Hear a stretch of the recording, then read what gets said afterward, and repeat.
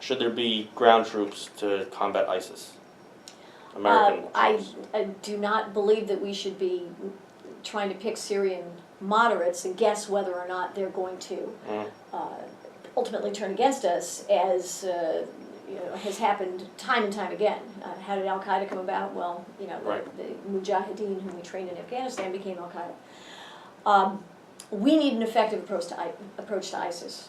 There's no question about it. I certainly support crippling airstrikes, but we're going to have leadership from the president and a definite plan that he shares with the Congress. I think he has to signal the rest of the world what he's doing, and it's certainly not good to say, well, we have no strategy, but we need a definite plan that will minimize the risk to precious American lives. Our troops have been on the ground in the Middle East and Afghanistan for 13 years now, if I'm not mistaken. Yeah. I have been to the funerals of young majors who should never have lost their lives, and the families who have been deprived of their loved ones. So the ground involvement has to be extremely thoughtfully approached.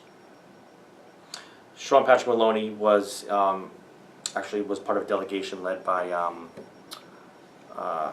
forgetting her name, Congresswoman from Minnesota, Michelle Bachmann, several months ago, and he came back and he said, you know what? He told us a lot of good stuff going there. He's very confident. There's an agreement that they have. There was elections held, and when elections are held in that part of the world, who knows what's going to happen? But and he seemed very confident in the way things are going there.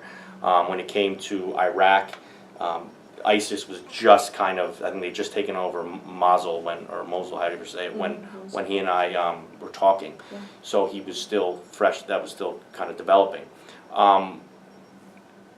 Does the United States need to have a presence in these countries? Let's just deal with Iraq. Or, as you said, we've been in Iraq since 2003.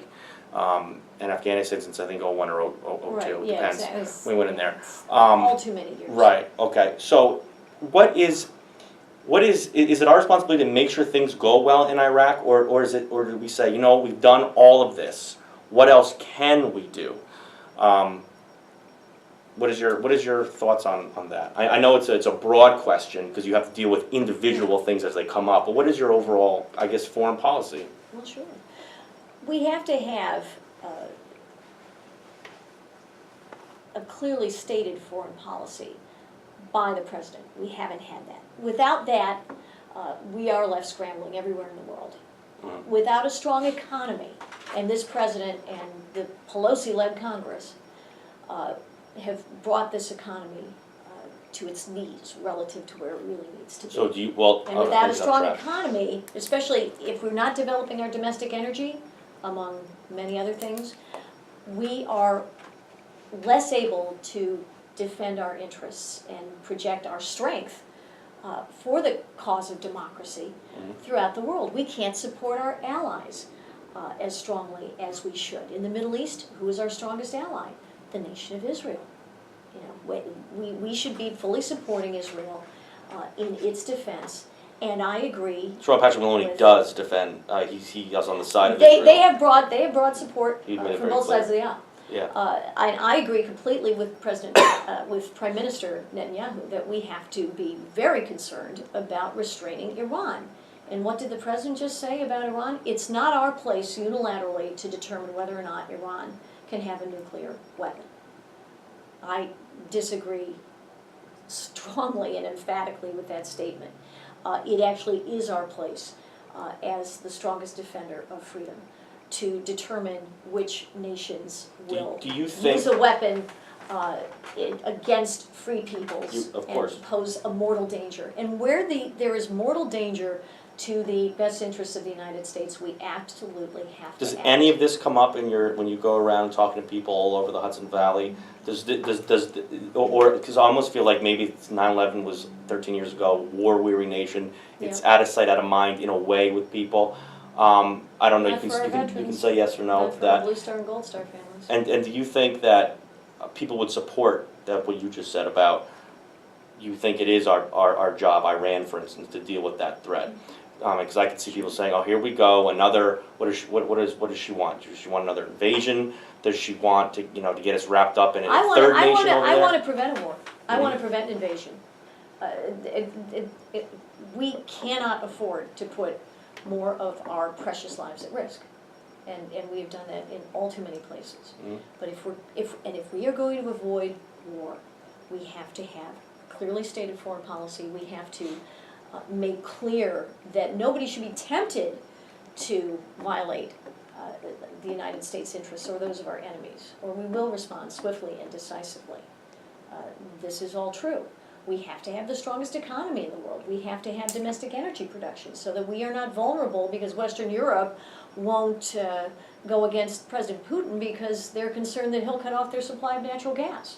I mean, these are all elements of a successful foreign policy. They would go against them anyway. But well, Yeah, I know what you're saying. No, it's an really issue, true, and right. with the we have to Keystone. we have to be a great trade partner for the rest of the world. That actually encourages peace. You know, when Yeah. people are working, when people are prospering, when people are able to buy and sell from other countries. But these seem like Democrat and Republican. No Democrat, I don't think, that I would talk to if I walk out of this room would disagree with what you said. I mean, they want peaceful world. They want trade, and they want to have a job and their kids to grow up and have jobs. Right, we need a president who has a whole different attitude. I think we need a different president.